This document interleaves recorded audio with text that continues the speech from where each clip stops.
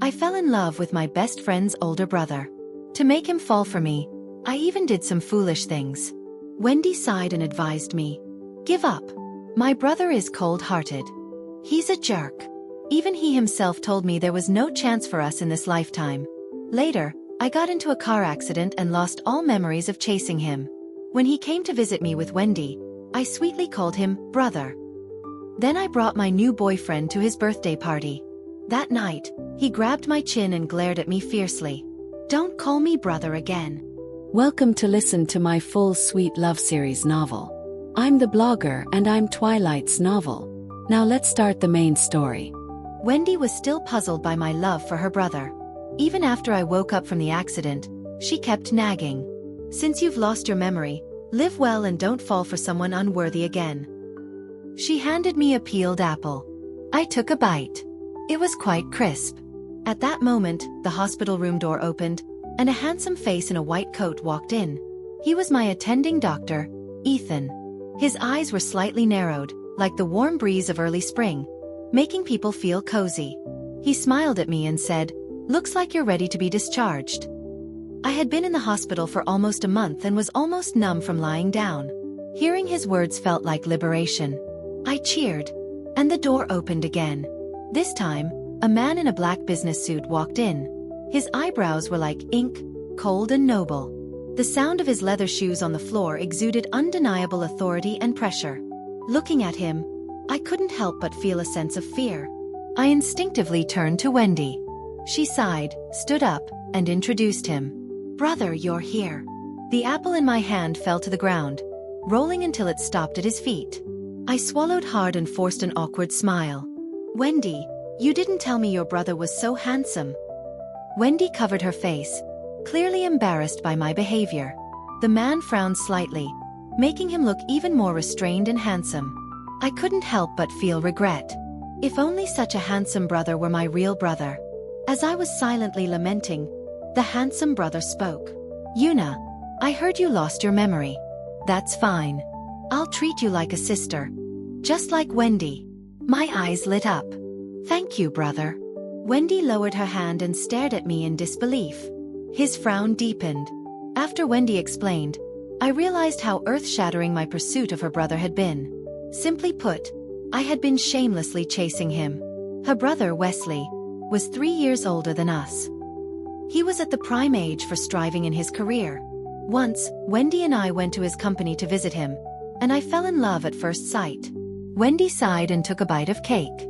"Honestly, I don't know why you liked him so much." She hesitated, as if there was something she couldn't bring herself to say. I didn't care. She said it was all from before I lost my memory. Maybe those memories were too painful, so I took this chance to forget them all. That's fine. After all, I've already forgotten. Don't worry, this time I'll definitely treat him like a real brother. When my gaze met Wesley's identical eyes, I tentatively asked, "Do you think it's possible that I actually liked you?" Wendy rolled her eyes.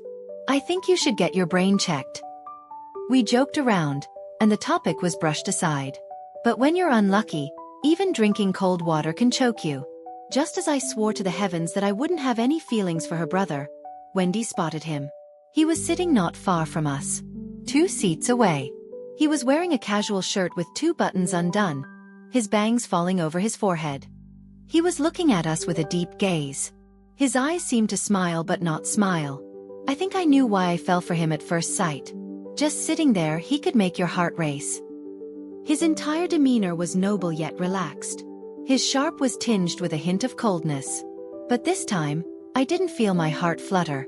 I was just nervous about whether my earlier words had caused a misunderstanding. For some reason, I now wanted to run away whenever I saw him. The aftermath of the car accident was really something. Wendy instinctively stood up. She seemed afraid of her brother and obediently walked over, bowing her head and calling him brother. Seeing this, I followed her. I hid behind Wendy and softly greeted, "Hello, Brother Wesley." "Oh, why isn't the little sister calling him Brother Wesley this time?"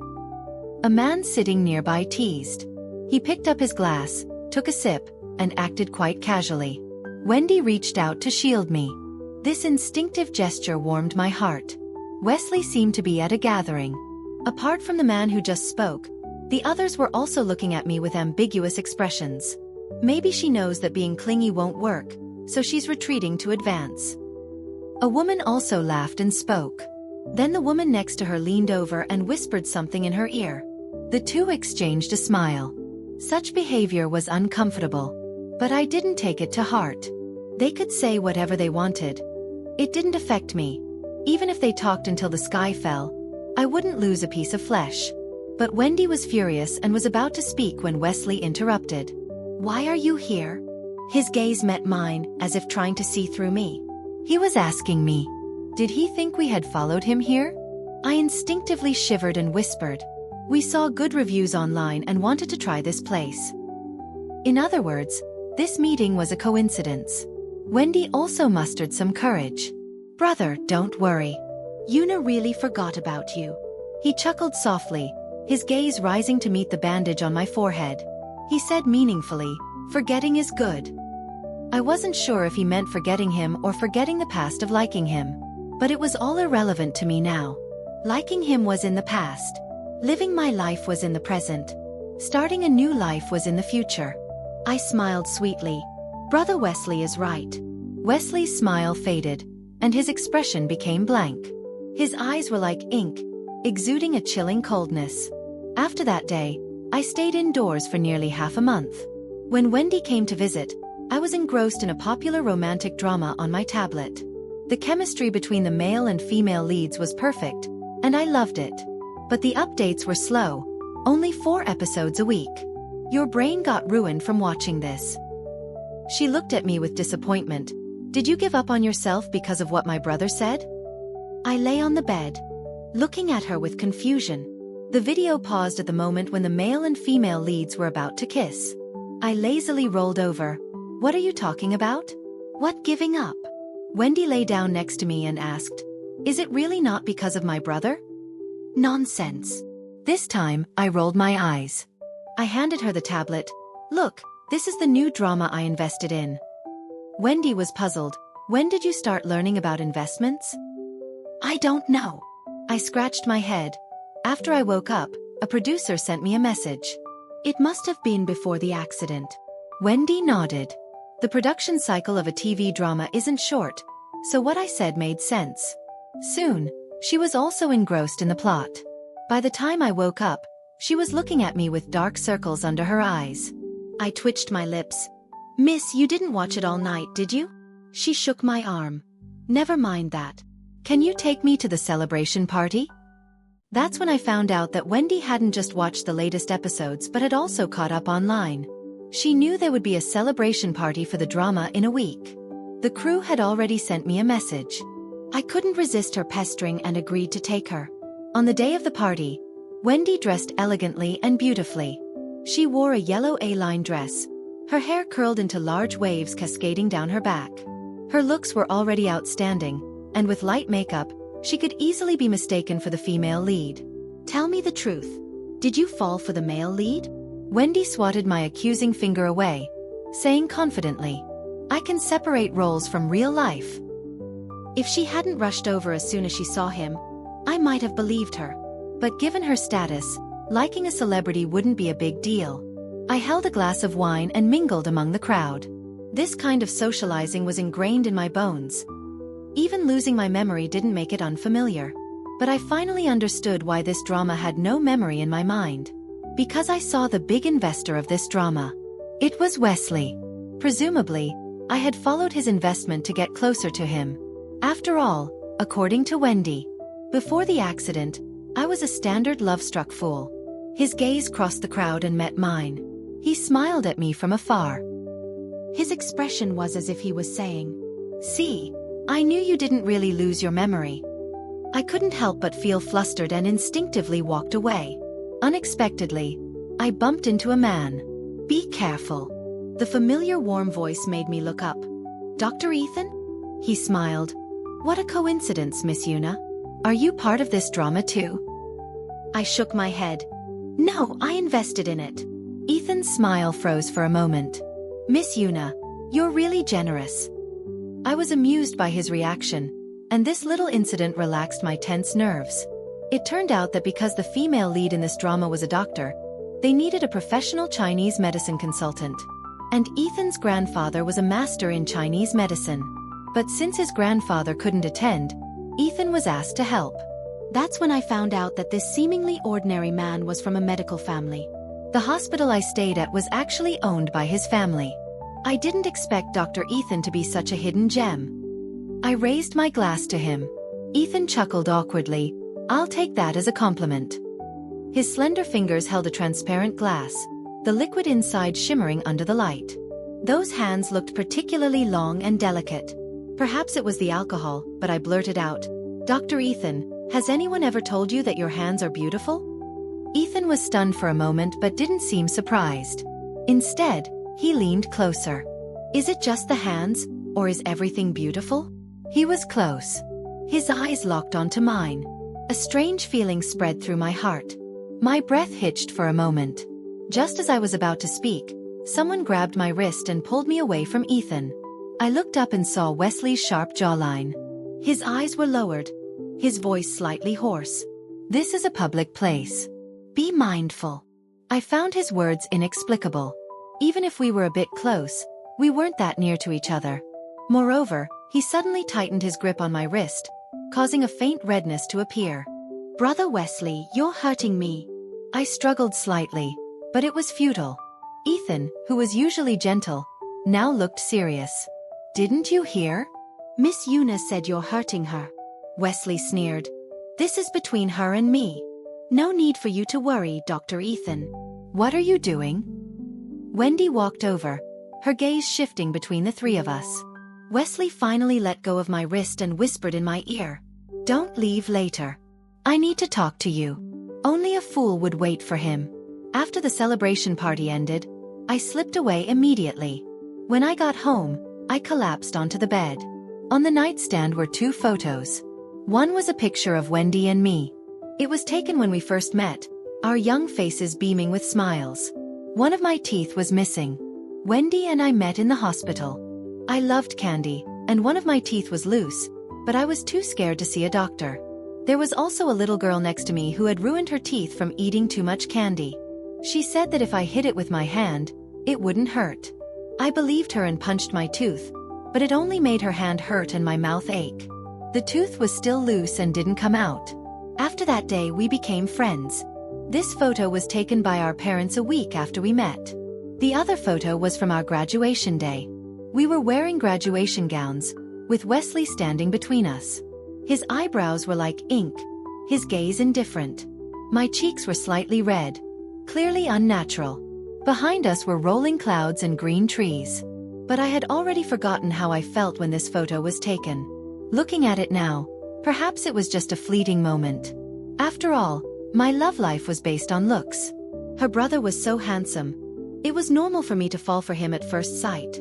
But I didn't expect Wesley to follow me. When he arrived at my place, it was already raining. The flowers on the balcony were drooping, so I started moving them inside. My gaze inadvertently looked down, and I saw Wesley still in his suit from the party, holding an umbrella and looking up. Perhaps it was the dim light, but I saw a strange sense of satisfaction in his eyes.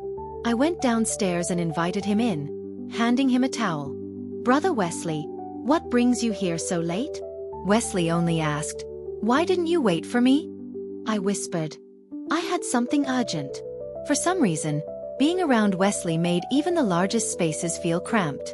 It was as if a strange aura was consuming me. Even my throat felt sour. The rain outside grew heavier, pounding against the windows with a fierce intensity. Suddenly, a thunderclap rang out, and I instinctively wanted to run into the arms of the nearest person. But remembering his identity, I stopped myself. I stood alone, clutching the hem of my clothes tightly. Wesley's face turned grim. "You're clearly scared." His voice was low, anger almost bursting out, but he restrained himself. He pinched my chin with 2 fingers, forcing me to look at him. His face was as sharp as a knife. The dampness from the rain made him even more striking. It made my legs go weak. I didn't know what I was feeling, but I just wanted to create distance between us. "Brother Wesley, have you been drinking?" He closed his eyes and said with difficulty, "I drove here myself. I didn't drink." Liar. I clearly saw him clinking glasses with someone. But I didn't dare say anything, afraid of provoking him. I couldn't understand what kind of courage I had before losing my memory to chase after him. Wesley tilted his head slightly, his voice falling by my ear. "Una, why don't you try chasing me again?" His words jolted me awake, and I immediately took 2 steps back. My calf hit the coffee table, and I winced in pain. "Brother Wesley, you must be drunk," I flusteredly explained. "I don't know what I said to you before, but I promise, I only see you as Wendy's brother now." Afraid he wouldn't believe me, I raised my hand and swore. "Just like my own brother." Wesley's expression turned cold. "I only have one sister, and that's Wendy." I chuckled awkwardly. Right. The one family's status in the circle was top tier. If I hadn't met Wendy as a child, it would have been difficult for my family to get to know her. Now that I said that, it did seem like I was trying to climb the social ladder. I quickly changed my tone. "Mr. One, don't worry. I'll get along well with Wendy and won't bother you." Wesley closed his eyes. I could see the veins on his temples throbbing. Fortunately, when Wendy was explaining her brother to me, she told me that Wesley wasn't as simple as he seemed. He liked to constantly test people. He had a strong sense of insecurity. He was a terrible partner. Now it seemed she knew her brother very well. Perhaps if I explained more, he would really believe that I no longer liked him. By the way, I took out my wallet from my bag and opened it. "Look, I don't even have your photo in here anymore." He stared intently at the empty wallet slot and asked out of the blue, "Where's the photo?" I was stunned. When I woke up from the accident, it was because of this photo that the nurses contacted Wesley. But Ethan said that in the end, it was Wendy who came. Because Wesley thought my accident was just a game. Like the many times I had tried to get his attention. After I woke up, I saw the formal ID photo and immediately returned it to Wendy. Wesley's voice grew colder. "Where's the photo?" My fingers trembled, and I honestly said, "I gave it back to Wendy." Wesley's face turned frighteningly pale. His eyes seemed like they could devour someone. I couldn't help but shrink back. "Brother Wesley, are you okay?" At that moment, another thunderclap rang out, and he seemed to wake up. He pursed his lips and turned his head away. His bangs fell, looking somewhat disheveled. Now, he should really believe that I had no romantic feelings for him anymore. He left quickly that day. But the next day, he caught a severe cold. When Wendy called me, her voice was filled with confusion. Wesley wasn't a weak person. Even when he had a fever of 39 degrees, he could still drag himself to work. But now, he was lying weakly in the hospital. "Una, do you want to visit my brother?" I thought about it and decided to go. Even if it was just out of politeness, I should visit him. When I arrived at the hospital, I realized I had forgotten something. I didn't bring anything for the patient. I quickly bought a fruit basket nearby. To show sincerity, I bought the biggest one. But it was a bit heavy. As soon as I entered the hospital, I saw Ethan holding a stack of medical records. "What's this?" He looked me up and down and smiled. "If you fall with this, you could open a fruit shop on the spot." I snorted. Wendy said her brother is sick, so I came to visit. Ethan nodded. "Should I take you there?" "Please." I smiled, thinking that if there was no one else in the room, I wouldn't feel awkward. At least I'd have an excuse to leave quickly. Ethan and I swapped items. He carried the fruit, and I held the medical records. In the elevator he asked me, "Is your head still bothering you? Do you mean the feeling when I was in the hospital?" I thought for a moment and shook my head. When I first woke up, I felt nauseous every day. Now I felt like a normal person. But every time I tried to recall my past with Wesley, my head would ache sharply. Over time, I stopped trying to remember. Ethan nodded. "Good. If you feel any discomfort, contact me." He sighed softly. "Maybe after the blood clot in your brain clears, you'll remember your past with Wesley." "What did you say?" Just as the elevator doors opened, Wendy was standing outside. She saw the fruit basket and immediately asked why I bought so much. I put my hands on my hips. "Isn't this what you're supposed to bring when visiting a patient?" Wendy's expression became strange. Finally she sighed. Well, this is fine too. When I entered the hospital room, I realized why Wendy's expression was so strange. Because fruit baskets were a common sight here. Apart from fruit, there were also many bouquets of flowers. Compared to those, my gift seemed quite perfunctory. Wesley didn't seem to think so. When he saw me, his eyes lit up. But when he saw Ethan behind me, he looked displeased. "Brother Wesley, are you feeling better?" It was a completely normal greeting for a patient. Wesley's disappointment was evident, but Wendy nudged him, and he changed his expression. I didn't stay long, just exchanged a few pleasantries. After leaving, Ethan quietly followed me. When we got out of the elevator, I couldn't take it anymore. "What do you want?" Ethan was unusually awkward and scratched his nose. The sunlight outside shone in, making his eyes sparkle. "How about playing volleyball sometime? Want to join?" He covered his mouth and coughed a few times. He looked quite unnatural.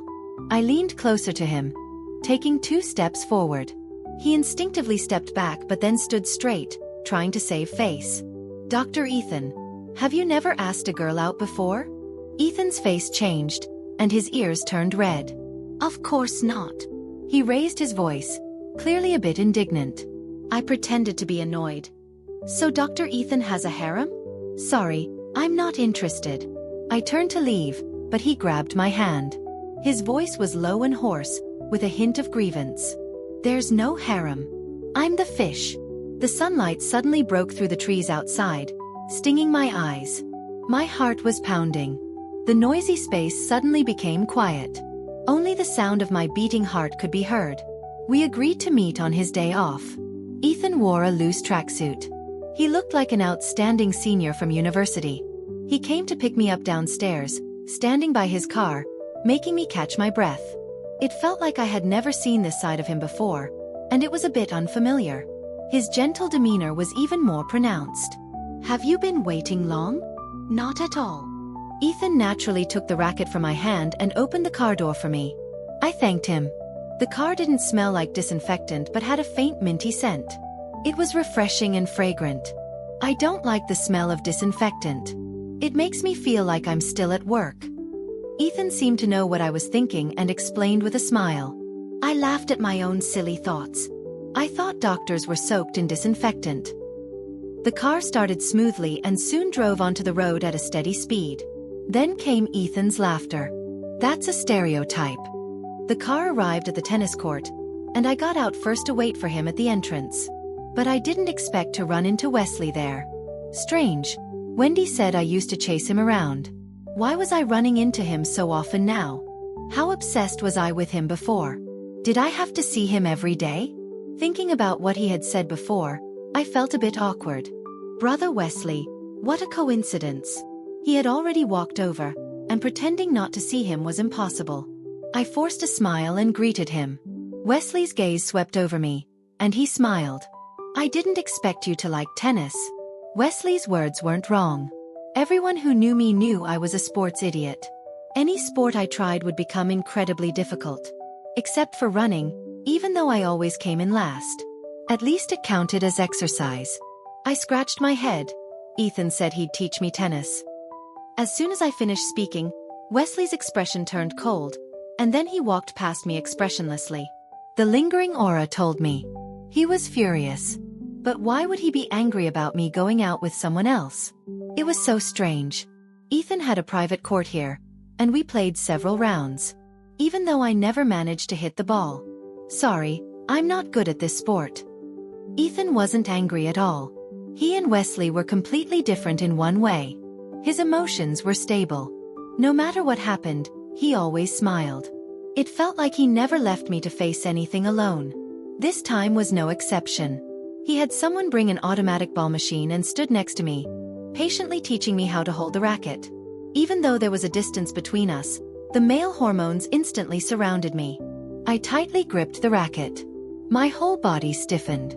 I didn't know if he could hear my heart pounding, along with my suddenly red face. But the next second, the distance between us was broken by Wesley rushing over. He punched Ethan directly. The force was so strong and sudden. Ethan fell to the ground. I quickly went to help him up. "Are you okay?" Then I turned to the tall figure. "What are you doing?" Wesley looked at me in disbelief. "He was harassing you." "What harassment?" "He was teaching me how to play tennis." "You didn't even see clearly before hitting him. Isn't that too much?" Ethan stood up, rubbing the spot where he was hit, and smiled faintly. "It's okay, Una." He lowered his gaze, looking calm. The more he acted like this, the more guilty I felt. He wouldn't have suffered this for no reason. But the culprit was still standing there, justifying himself. "Una, don't be too naive. This man is getting close to you with ulterior motives." I was so angry that I couldn't hold back. He had no right to judge Ethan like that. Our interactions were completely normal. So why did he make it sound so dirty? Did he think I was destined to chase him forever? Filled with anger, I spoke firmly. "Mr. Wesley, you're just my friend's brother, not my real brother. Even if Ethan and I have something going on, it's none of your business, is it?" Wesley looked at me. His eyes were filled with hurt, disbelief, and a hint of shame. "How can you say that to me now?" I sighed. "Mr. Wesley, I don't remember how I pursued you before, or what I said to you, but I know you never liked me." I paused, then continued. "So my feelings must have been a burden to you. But I can assure you now, it won't happen again." In the vast tennis court, only my resolute voice echoed. "I won't bother you anymore. Not now and not ever."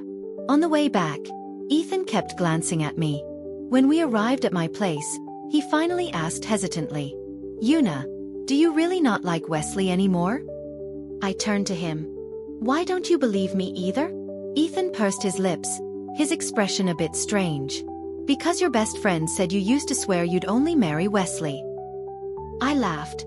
"That was then, this is now. Should I marry a man who will never like me?" When Ethan heard this, his expression relaxed a bit. "Actually, there's something I've been wanting to ask you." "What is it?" "Since you don't like Wesley anymore, would you consider me?" Ethan's confession was too sudden. The small car instantly fell silent. I couldn't help but swallow hard. "Aren't you bothered that I liked someone else before? Would you still like him if you were with me?" I shook my head. Ethan smiled. "Then why should I care?" A strange question, a strange answer. My face burned. "Actually, you like me too, don't you?" Ethan leaned closer. My eyes met his, bright as stars. He was looking up at me, placing himself in a position of admiration. Ethan's gentle voice echoed in the car. "I like you, Una." I had never thought my name could sound so beautiful when spoken by someone else. Like the sound of jade hitting stone, clear and melodious. I didn't pull away. Instead, I instinctively placed my hands on his cheeks. Then, gently, I leaned down and kissed the corner of his lips. But he took control, deepening the kiss. When I called Wendy, my lips were still swollen. "What did you say?" She reacted strongly, then clicked her tongue. "No wonder Dr. Ethan was so attentive to you from the start. He had it all planned out." She hung up and switched to a video call. I only showed my eyes, not daring to reveal my entire face. She didn't mind, just excitedly asked me to recount everything. When I mentioned the incident at the tennis court, Wendy's expression froze. "What's wrong?" "I just remembered that next week is my brother's birthday." She rolled her eyes. "You didn't prepare a gift in advance, did you?" Of course I hadn't. On Wesley's birthday, Ethan and I attended as a couple and gave a joint gift. Being in a relationship is great. You can save on gifts. I laughed. "When it's your birthday, you'll get 2 gifts." Wendy smiled. "That's more like it." The birthday party was as boring as ever. After Wesley blew out the candles, I tried to leave with Ethan. But someone suddenly called out. "Wesley, those cufflinks are quite unique. Who gave them to you?" Everyone's gaze turned to him. The cufflinks shimmered, with a delicate Y engraved on them. They looked exquisite and eye-catching. Wesley suddenly looked at me and smiled mysteriously. I immediately had a bad feeling. "Sure enough," he said, "someone special gave them to me." The ambiguous tone heightened the atmosphere. Wendy instinctively looked at me. And I instinctively looked at Ethan. He didn't say anything, but his grip on my hand tightened. Not enough to hurt me, but enough for me to feel it. He was angry. Halfway through the party, I went to find Wesley alone. He was in the study, lounging on the sofa with a glass of wine in his hand. Una. He stood up, clearly drunk. He raised his glass. I really like your birthday gift. I frowned.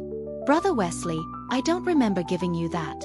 Of course you wouldn't remember.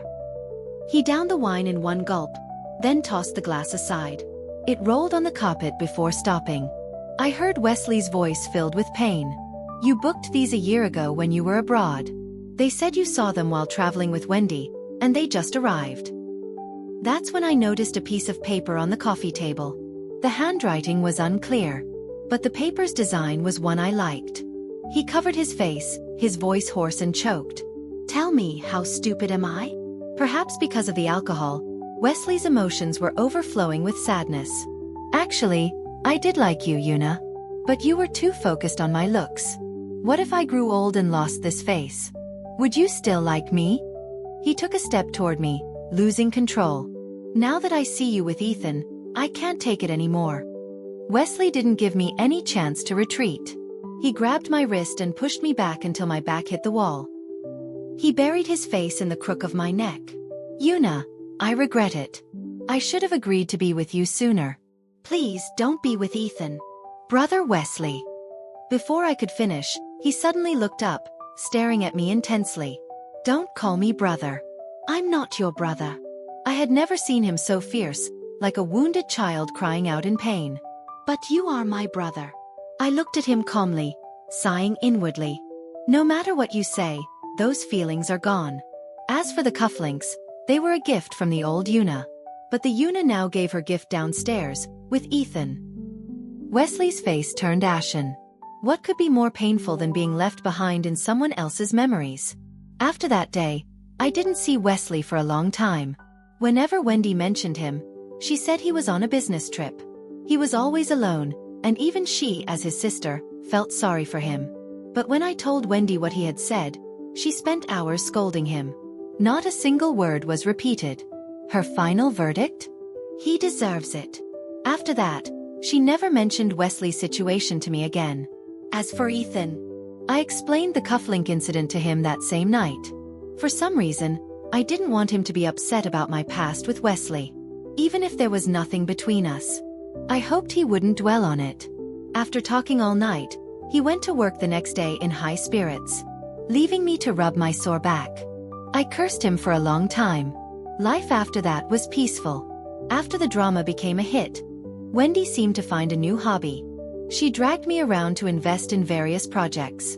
If the male lead was handsome, she'd invest a little. If he was exceptionally handsome, she'd be the main investor. By the end of the year, her investments broke even, which was oddly balanced. I was more cautious, preferring to focus on the story. If I liked a minor character, I'd even be willing to make a cameo. Over time, I became known as the queen of supporting roles among fans. As for Ethan, he was busy working on his professional qualifications. He tried to balance work and love equally. But because of his gentle and likable personality, he was always surrounded by admirers. To counter this, he placed a photo of us on his desk. Whenever I gave him something, he'd show it off to the entire department. It was as if he'd received a commendation. Eventually, he became known as the hospital's resident, love-struck fool. Whenever someone asked where Dr. Ethan was, his colleagues would calmly reply, "Dr. Ethan? He's on leave to spend time with his girlfriend." Thanks to his efforts, my phone hadn't received any flirtatious messages in a long time. He really excelled in this area. One day, it was snowing heavily outside. Ethan, wearing a soft sweater, held me in his arms. He was quietly reading a medical book. I was watching a new drama on my tablet. The room was incredibly quiet. "Ethan." "Yes.